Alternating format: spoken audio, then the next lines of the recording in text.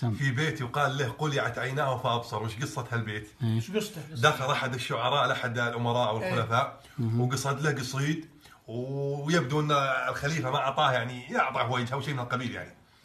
وهو طالع كان في عند الخليفة امرأة اسمها خالصة وعليها در، فكتب لقد ضاع شعري على بابكم كما ضاع در على خالصة.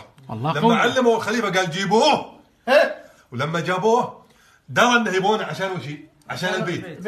العين وصح تجي كذا مسحها من تحت وخلاها من فوق زي الهمزة. فوش صار معنى البيت؟ لقد ضاع شعري على. قال لما قال الخليفة ليش تكتب ضاع؟ قال له لا ما كتبت ضاع، أنا كتبت لقد ضاع شعري على بابكم كما ضاع در على خالصة. اسمع أحد الحضور قال ذلك بيت قلعت عيناه فأبصر.